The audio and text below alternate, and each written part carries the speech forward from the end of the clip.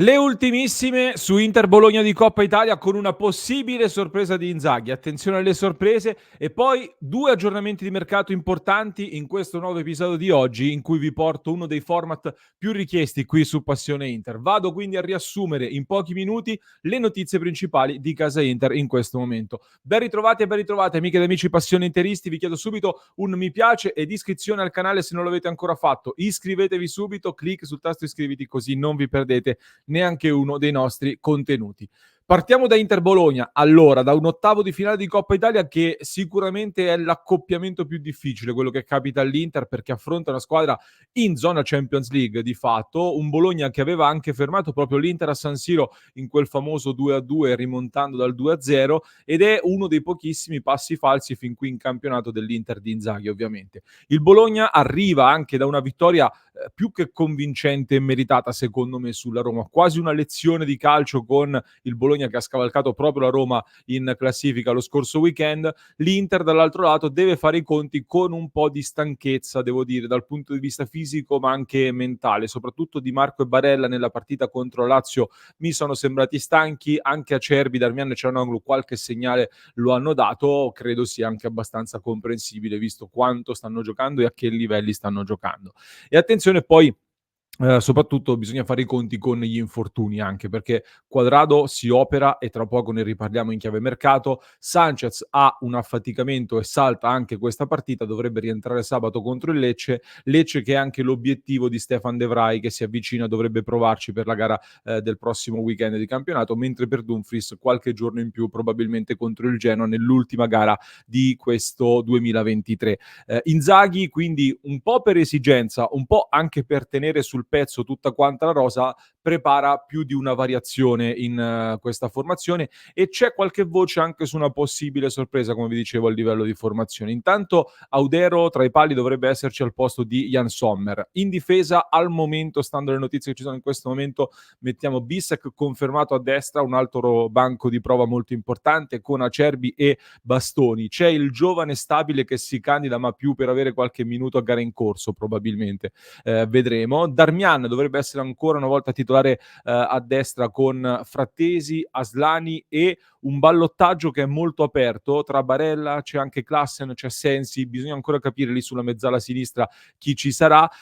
Comunque grande occasione per mettersi in mostra per diversi giocatori, soprattutto Frattesi, chiamato ovviamente a convincere ancora di più, e lo stesso Aslani. A sinistra invece praticamente scontato Carlos Augusto che fa rifiatare Di Marco. Così come appare in questo momento quasi certo anche Marko Arnautovic che dovrebbe essere titolare in attacco. Vicino a lui secondo me si candida Marcus Thuram perché è uscito prima dalla partita con la Lazio e credo anche da un punto di vista tattico con un Arnautovic più statico da centravanti lui attorno può variare un pochino di più i ritmi e rendere l'attacco più imprevedibile. Lautaro Martinez tra l'altro credo abbia anche dato dimostrazione di incidere ancora di più eventualmente a gara in corso e andrà preservato o comunque di sicuro si alterneranno Lautaro e Thuram perché vanno assolutamente preservati entrambi, tant'è che come vi dicevo c'è chi dice addirittura che non sarebbe da scartare un'ipotesi totalmente a sorpresa con Mkhitaryan alzato a fare l'attaccante con Arnautovic e Klassen invece in mezzo al campo o viceversa come è stato nei minuti finali anche della scorsa partita.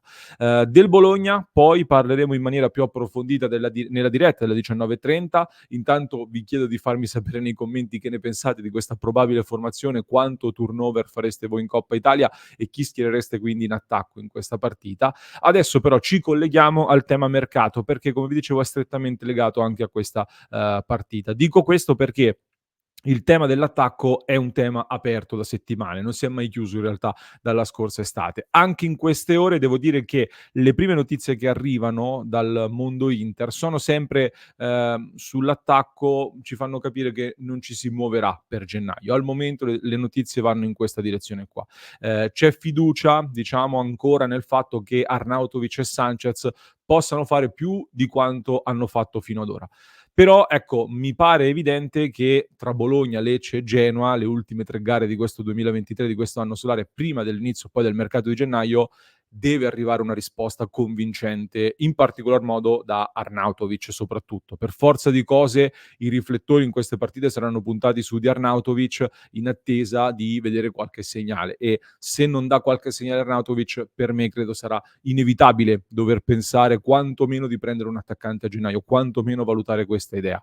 Ancora di più questa cosa diventa prioritaria rispetto anche all'esterno, perché nonostante lo stop di Quadrado, comunque delle soluzioni alternative all'altezza l'Inter può comunque trovarle. Rimanendo sull'attacco, il nome che aleggia è sempre quello di Taremi. Addirittura ho sentito nelle scorse ore Riccardo Trevisani, giornalista di Mediaset, sbilanciarsi molto su Taremi Inter. La trattativa è confermata, ve ne parliamo da settimane, lo diciamo da tempo, i discorsi vanno avanti, da quello che so io però sempre più in ottica di averlo a zero al termine della stagione. In quest'ottica i discorsi non si sono mai fermati. Però attenzione ad un'ipotesi a gennaio, nonostante la Coppa d'Asia, che comunque rientrerebbe dalla Coppa d'Asia, sarebbe pronto all'uso sostanzialmente, un giocatore che non ha bisogno di grande adattamento, anzi per caratteristiche con Inzaghi credo andrebbe anche a nozze, per cui teniamolo d'occhio.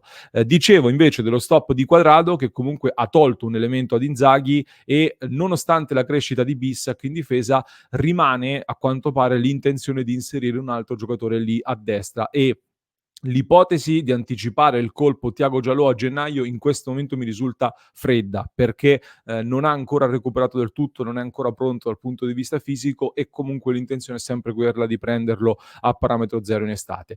Attenzione invece, perché a destra qualche apertura sul fronte Buchanan si registra, in particolar modo perché il Club Brugge, la società belga che controlla il cartellino del giocatore, sta avendo delle difficoltà nella trattativa per il rinnovo del calciatore, è in scadenza di contratto nel 2025, quindi ci si avvicina pericolosamente a quella scadenza, e sembra appunto che, visto anche questo fattore, stia aprendo finalmente alla possibilità di cedere il giocatore già a gennaio. È un pallino di ausilio che lo segue da prima del mondiale, e forse anche il nome che piace più in assoluto per la fascia destra dell'Inter.